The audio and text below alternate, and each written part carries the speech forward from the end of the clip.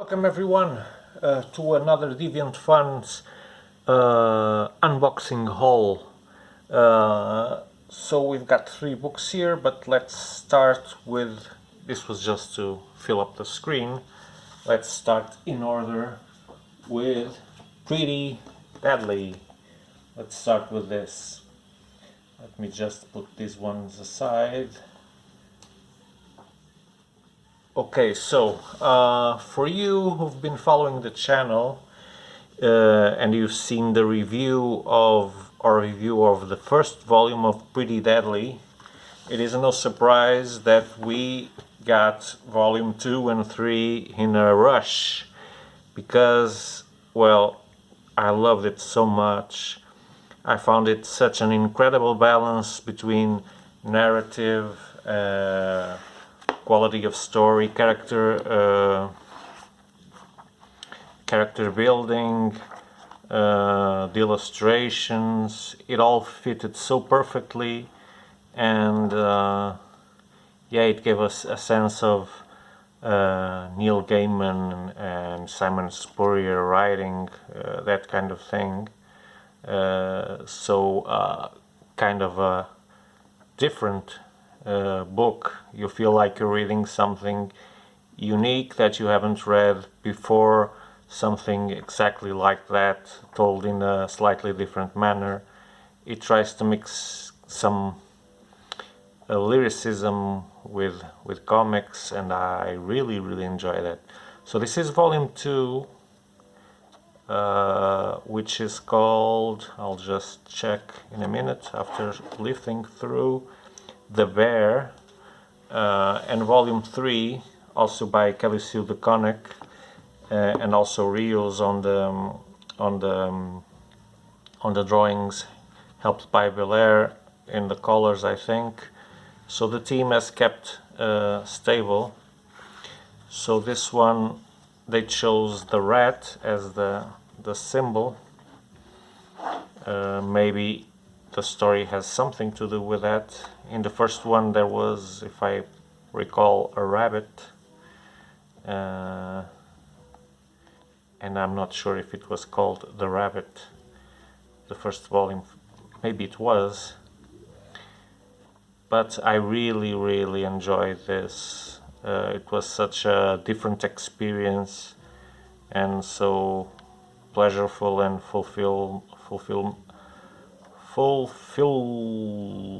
I don't know how to say the word. Fulfilling, that's what I meant to say. Fulfilling experience. So yeah, I'm quite keen on reading the next ones. So this is the start. Pretty Deadly by Kelly Sue DeConnick, a name to pay some attention to. This one is from Garth Ennis. If you've been watching our videos, once again, I've talked about the first Chronicles of Wormwood, the original one. This is the last one, the last of the 3, because there's still the last enemy before. But for you that didn't see the video, let me show you some of the art. It looks a little bit different from volume 1. It has more details like shadows and things like that, but yeah, it's consistent artwork with the first volume from what I can see. So this is about an antichrist, which is this guy you see here, is the son of Satan, is the product of a woman being raped by Satan, who took a form of a 4-legged animal. I don't quite remember what, if it was a deer or something like that. There's also Jesus portrayed as a mentally challenged person who lost his memory due to a heavy blow to his head. There's a talking rabbit that Wormwood, which is our main character, decided to give speech so he could have someone to talk to, and he goes everywhere with him. There's this bar where Jesus and him meet constantly, and of course there's Wormwood's father, Satan himself, and also God. And Satan is portrayed as, if you look at the dialogues, he has the most structured language and thoughts. He seems to be the guy with a head on his shoulders. You may question his motives, but he's the guy that's doing all the thinking, not God. God is just jerking around. Yeah, that's Garthinus doing his thing. So it's not a book for everyone. It's very strong. It picks up on every dogma and takes it to the next level. You know how Garthinus is. He likes to shock, but he does it in a funny way, in a very sharp, humorous approach. But if you're sensible, you won't like it. Next one is a series that I've been wanting to read for a long time, and we didn't have a single copy of it, not only one issue in the stores, so it was time to bring it up. There's quite some volumes to it to complete the collection. We've started just with volume 1 and volume 2 for now, but more will come. The summary doesn't say much about it. For example, the first volume just says, for the Rhodes family, losing their son was the most devastating thing that could have ever occurred, but it couldn't prepare them for what happened when he returned. So this looks like a fantasy-oriented title, though it shows an environment that looks pretty mundane, but then you see this kind of haunted woods or something like that with fantastic creatures, angels and etc. So maybe there are some transitions between the normal world and the fantasy world. I'm not sure, because I haven't read a single page of this. Never read a review on it. So yeah, let's just see some of the art, which looks great. But it's such a successful series that, of course, we have to bring it to the store. For you guys that, like myself, haven't read it yet, we can't read all the comics, right? This dates from 2018 or 2016, something like that. 2018, and it's from the Skybound imprint. Skybound also does games, computer games and console games. This is volume 2, where the son apparently returns. Mickey's return home has divided the Rhodes family in unexpected ways, just as a new warrior from Terrenos arrives looking for the father of her child. So this is Birthright 6 to 10, and the year should be, well, it says 2015. This is kind of, yeah, maybe that's a reprint, so that's why it's stated older. Doesn't matter, it's from the 2010s, if you can say that.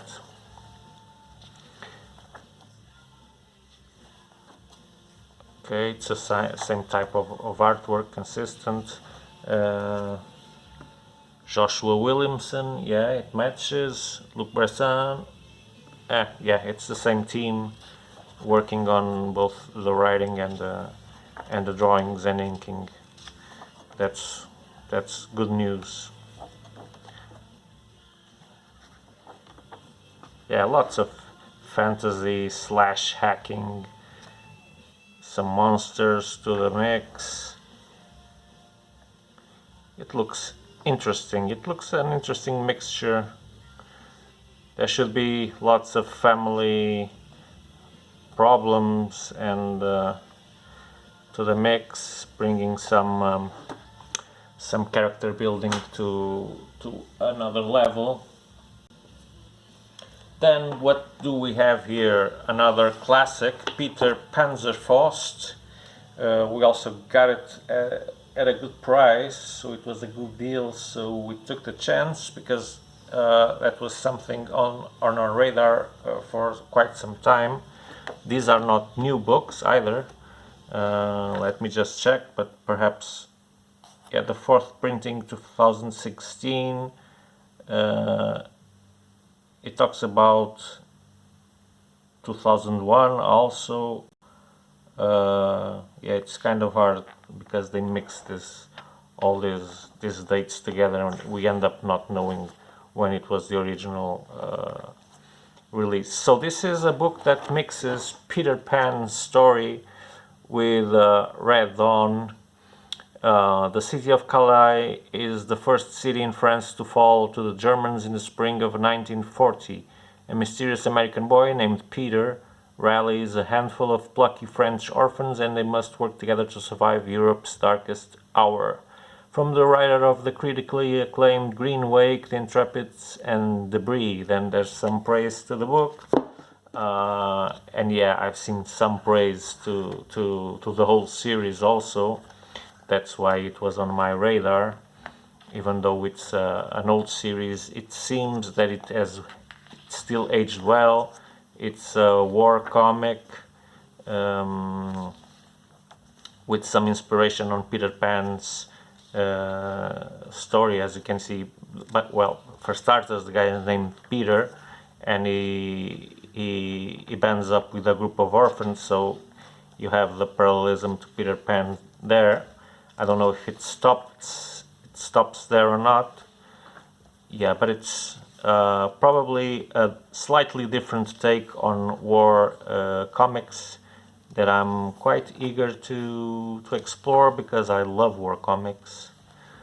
I love Garth war comics. I don't expect this to be Garth-ish, but something different, but still good, especially because it is inspired in true events. Was it World War One or World War Three? World War Two, World War One. I meant three. God riddance. Volume 2, Hooked. Curtis G. Wabe. It's this. Let me see if the team has remained the same. Yeah, Curtis G. Weeb and Tyler Jenkins. Is Tyler Jenkins here? Yeah, he's here doing the drawings. So the art looks pretty up to date. It doesn't look like an old book because it's not that old. I like the style. Though it's modern, it's not standard. It's not like looking at a Marvel book and you already know what it will look like. No, it has, for example, the shapes of the faces are very peculiar. The anatomy of animals, not only people, are stylized, so that brings them some kind of uniqueness, and that's excellent illustration here. That brings it some uniqueness, like I said, right? A touch of personality. I like it. I think I'm going to enjoy this a lot. And I'm not sure how many volumes there are, but I think there are many. The next one isn't exactly a newcomer, it's a recomer. It's Resident Alien, and I can't recommend this enough. I've got a copy for myself. Right after I read it, I put one copy aside for me, but then we ran out of copies, so we've replenished. This is crime, murder, mystery done in a very good way. It's a very well, the pace is excellent, the character building is fabulous, the illustrations are good. It's nothing that you'll wow, right? But they look good enough. But the thing is really about the characters' interactions, the dialogues. They're really cool, and the mysteries that our alien guy has to solve, and the fact that his identity should remain secret and hidden from the humans, and it seems that he's not so well hidden as he thinks, and there are guys looking for him. government oriented forces. There's a girl that senses his difference but can't quite say what it is. There's also a little girl that can see him as he is. So his cover isn't 100% foolproof, fail-safe, safe fail. I don't know how to say it.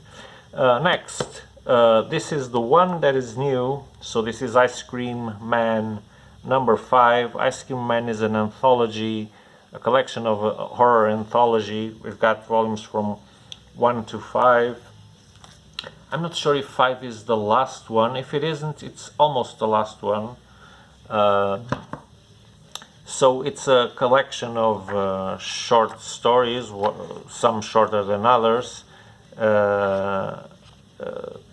that don't have necessarily anything to do with each other. They explore some kind of horror aspect and bring it to completion in a short story. So the artwork can vary a lot, the subject will vary a lot, the type of horror also changes, so there should be something for everyone here. This is like an experimentation sandbox for horror stories. And it's been very acclaimed, critically acclaimed. So that's something that I'm myself am particularly interested in seeing. Let's just see number 1 and compare the artwork and see if there's too much difference there. Rainbow sprinkles. I'm not sure if there are stories that have continuity between volumes. It may happen, but I don't think so. Being an anthology, I don't expect it to happen. Yeah, but we see this character, this Ice Cream Man, showing up in many of the stories. At least that will be common, if not for all, for some of them. Yeah, the Ice Cream Man. Go check it out, because I'll surely do. Next in line, well, it's also, I'm going also to put 3 books here, but only one of them is a novelty. We've got Road to Empire. We've talked about this, how it can prepare you for the crossover event, because it involves some races that have been very active in Marvel's mythos, but they're not very known to everyone. So Road to Empire talks a bit about the past between Skrulls and the Kree and the Kitari. Then you got Empire, Avengers and Fantastic Four, which is the main book. So you can read it solo and have a story from beginning to end. Is it a great story? Not really, in my opinion. Yeah, Marvel is not going through the best of its days. It's readable, not great, far from that, in my opinion, of course. And then the novelty is this Empire by the X-Men. So the participation of the X-Men in the event. So it's much thinner than the main story, of course. We don't see much of the X-Men in the main story, so this is a chance to see what was happening with them whilst the planet was at risk and facing apocalypse. I mean the event Apocalypse, not character Apocalypse. It's not even Marvel, right?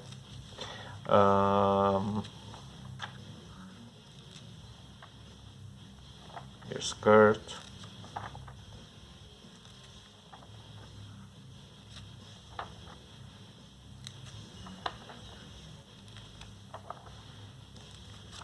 So this is a tie-in that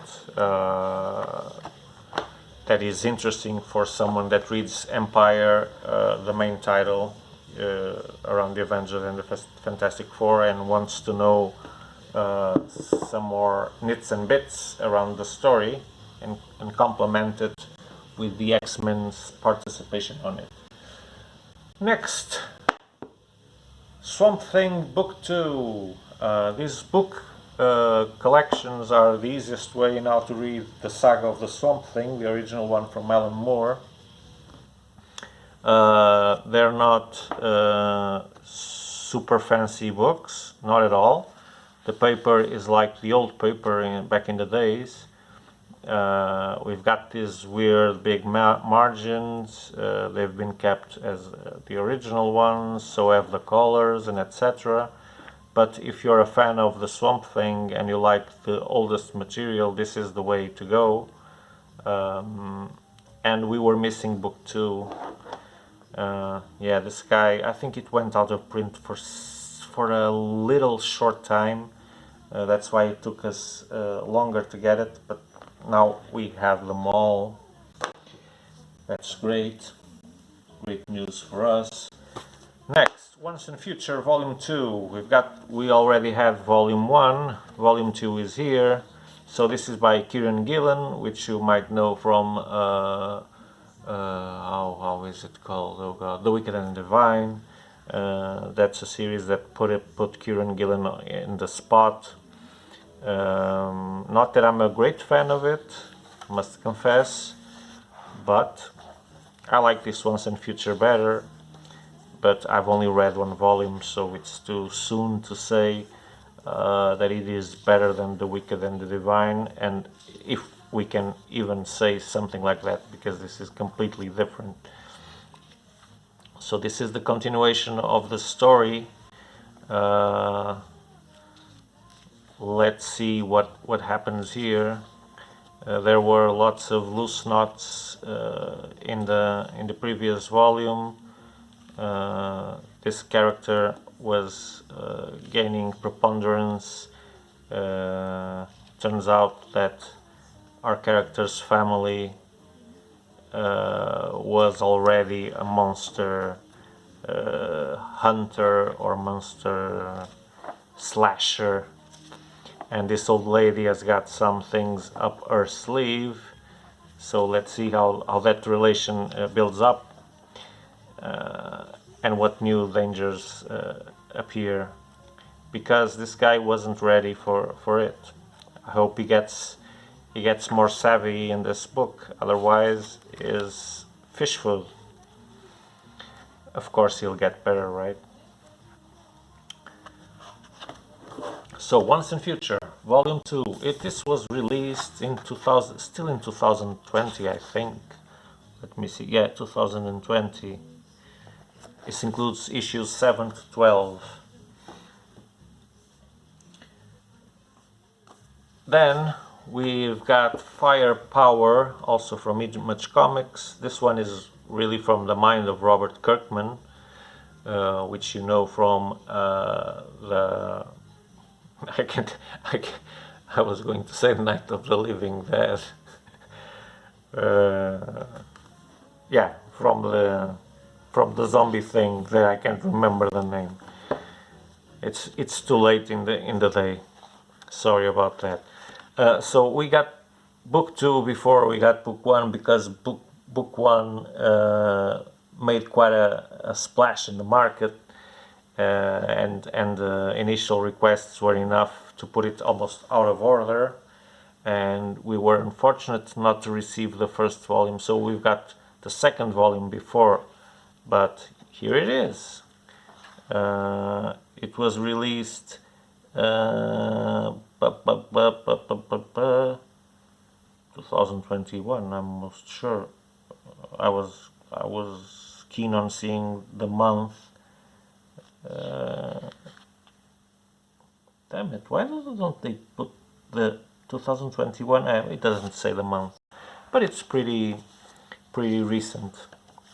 So Firepower started not long ago. It's one of Robert Kirkman's latest works, if not the latest. The art is by Chris Samney, by the way, with the help of Matt Wilson and Russ Wooton contributing also. So firepower, from the summary I've read, it looked a bit like Fist. I don't know if you got that feeling. It's got some wicked powers given by, I'm not sure, but Shaolin kind of like monks that teach him the ropes, and he can manipulate energy and throw blasts and things like that. That's what I'm assuming. Maybe I'm wrong. I'll see it because I haven't read it yet. Yeah, the artwork, I'm not gonna say I'm a big fan of it. It's one of those purple filled books. You know my thing with purple. I've talked about it before. I don't know why, but lots of comics are abusing purple everywhere. Is it because it's a cheaper color to print? I'm not sure what's, if it's just a trend or what. Yeah, firepower. So this has been agitating the comics world. Then another comeback, a hard to find omnibus. This is Jeff Loeb and Tim Sale, yellow, blue, green, gray and white. So yellow for Daredevil, blue for Spidey, Hulk, gray for Hulk, and white for Captain America. Yeah, we had this, but it went out to the store very fast. We ran out of copies in no time, because this isn't very easy to find. I'm not sure, I haven't seen the market now. I don't know if there are more copies circulating, but I actually doubt it. So this might be your chance to get it. We don't know how many more copies we'll be able to get. Yeah, so take the opportunity. If that's a book you're very interested in, been looking for, then I would advise you to take the opportunity now. Don't wait, because this guy is going to disappear from the market in no time. I'm pretty sure. Then another restock.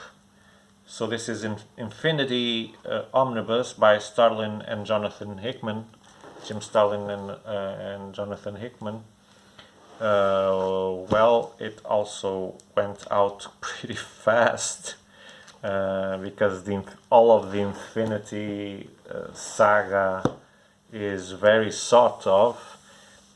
This book you can find in the market, in the big retailers and etc.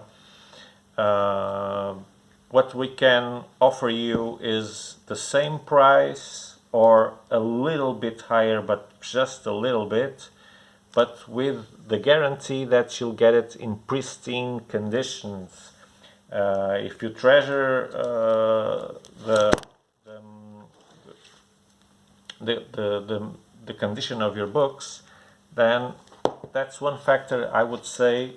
Buy it with us. Don't risk it, because we, modesty apart, we do know how to package our books.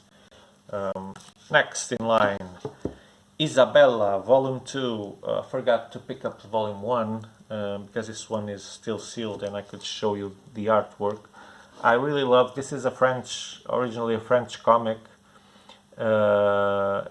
This condenses 3 volumes in one. You can see the video we've done about Isabella Volume 1. This book has a very non-standard format. It's wider, not taller. Well, I think it's the same height, but because it's even the height is slightly bigger than a traditional trade paperback. And at least in volume 1 there were lots of panels and small panels that if it wasn't this wide it would be a little bit awkward to read, a little bit difficult to read. And since the drawings have so much detail, they're so incredible, you would lose the experience. So yeah, we had to get volume 2 immediately as soon as we saw how good this was, how good volume 1 was. Yeah, there was nothing to wait for. Then, oh, I've already put the other ones aside. Yeah, Garth Ennis War Stories series. So we've got every one of the 4 books now. This little dude came with damage. That's not something that we're used to, but sometimes it happens, man. Books are so fragile. Even with the most of cares, and the books were, but even with that amount of care, it got messed up. So, but the other ones are safe. So these are the classics. The classic series War Stories by Garth Ennis, which are still very relevant today. Let me see if I can get some dates here. I doubt it, but published by DC Comics, 2006. So these are war comics with some age on their shoulders. I don't know for how much time Garth Ennis was writing. But maybe these were some of his first works with DC. I'm not very sure about that. I'm just guessing. But it's Garth Ennis and it's war, so it's a combination that never fails. These are not very hard to find. At least all of them you can find. Number 1, number 3. In a retailer, but there will always be a volume missing. We got all 4 of them, but we're going to ask for a replacement for this one because yeah, it's not in good shape, and we don't sell books that are not in mint or near mint condition. That's not our thing. I don't want it for myself, so I don't want it for you either. We've got standards, high ones in terms of condition of the books. So I love war comics. I absolutely love Garth Ennis. So we had to have this on the store. So this is volume 1. There's 1, 2, 3, and 4. I thought they were in the pile, but they're not. But yeah, you get the picture. The covers are pretty ugly, so you're not missing much. Unfortunately, the covers are really ugly. I don't know if you feel the same, but yeah, they're really push-offs. God, they should have reprinted them with decent covers. There's some things just surpass me. Well, and that's it. That's all I wanted to show, and I think that's enough because it's a long video already, a very long video. That I doubt that anyone will get to the end of it, but yeah, that's me being stubborn. So if you like any one of these books, you know where to buy them. Deviant.fun.biz. Yeah, it's an online shop open 24 hours. 365 or 366 days a year, it depends. So you can always order, it's always open. You can find these and many other books. We've got thousands of books in the catalog, and many others that we can get you if you just give us the title or the ISBN or whatever. We've got access to tons of books, and especially we like to hunt difficult, hard to find books, and we've been doing it successfully for many of you, and we want to keep doing it. So bring us some challenges. It's free of charge, free of commitment. We'll just tell you if we can find it or not, how much it is, and if you want it, it's yours. If you don't, hands shake. Until next time, no hard feelings, no whatever. We like doing it. In fact, we love doing it. And it's always a pleasure when we know that you're missing that book to finish your collection and we are able to get it. It's really satisfying for us. Even if it's not a great deal in terms of money for us, it still feels great to help. Yeah, so that's it. Follow us on Facebook and Instagram if you want, but especially this channel. I think it's very important that we grow in subscribers and followers. So we would really appreciate your contribution to the channel by liking the videos and even subscribing. So until the next video, which should come shortly, stay well, stay safe. Now it's safer finally. Today I went to the beach with my children and my wife. I went to the zoo the day before. Things are starting to look normal, at least here in Portugal. So thank God. Let's hope this doesn't backpedal. Let's have faith in that. Yeah, so Deviant.fun out in 3, 2, 1. You can hardly see my fingers. Bye bye. See you in the next video.